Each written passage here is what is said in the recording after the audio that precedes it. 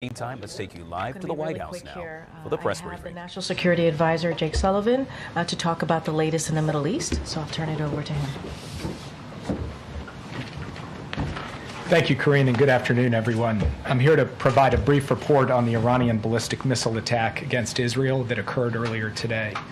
I can take just a few questions because this is an ongoing situation and I need to get back to my desk. Today, Iran launched nearly 200 ballistic missiles towards targets in Israel. The United States military coordinated closely with the Israeli Defense Forces to help defend Israel against this attack. U.S. naval destroyers joined Israeli air defense units in firing interceptors to shoot down inbound missiles.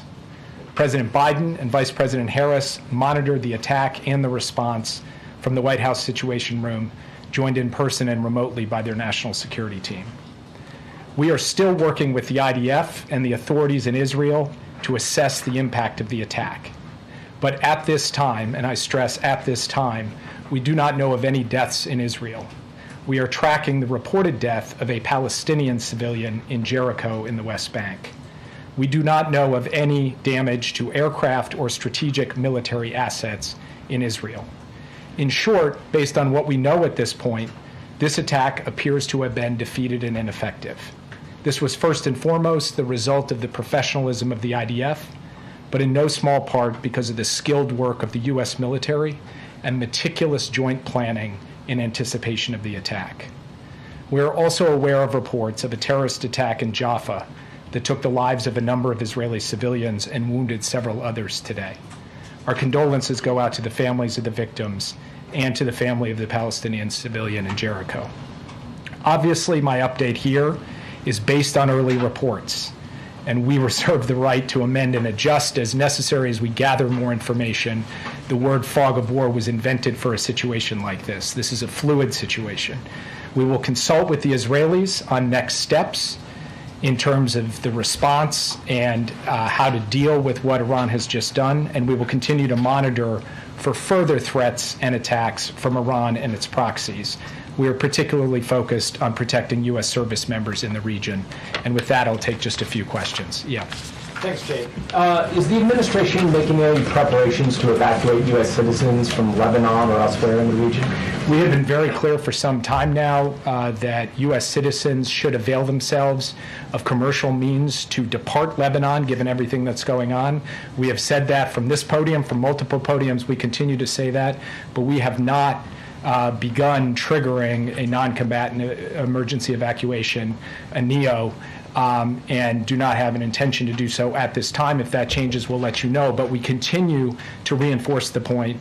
American citizens in Lebanon should follow the guidance from the State Department, which is to find civilian commercial means to depart, because in extremis, we may not be able to get them out safely.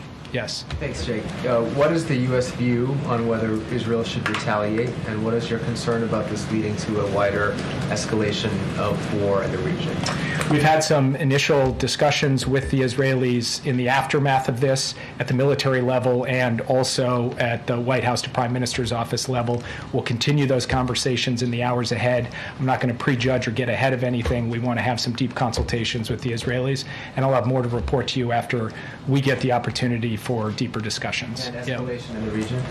Obviously, this is a significant escalation by Iran, a significant event, and it is equally significant that we were able to step up with Israel and create a situation in which no one was killed in this attack in Israel, so far as we know at this time.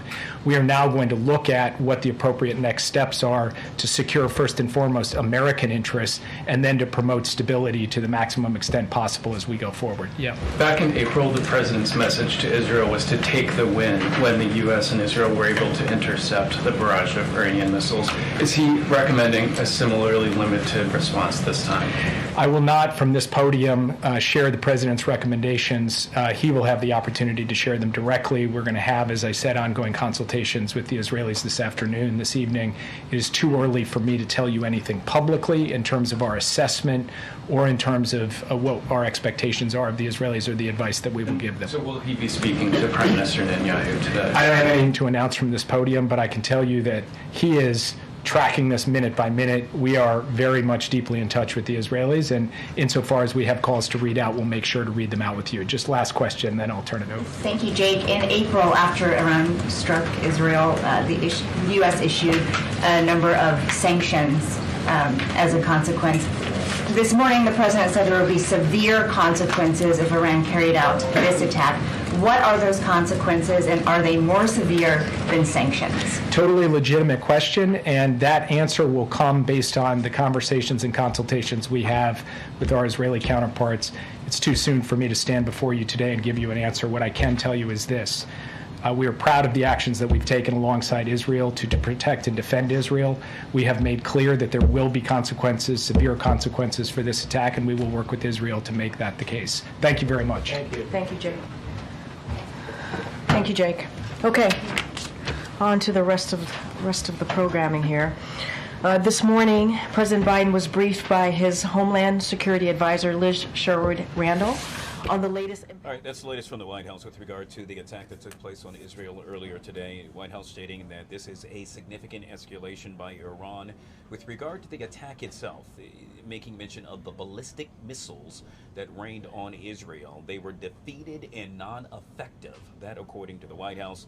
We also know that no deaths occurred in Israel. In that they will continue to consult with the Israelis to determine what the next steps will be. Specifically, those steps will be in the interests of Americans.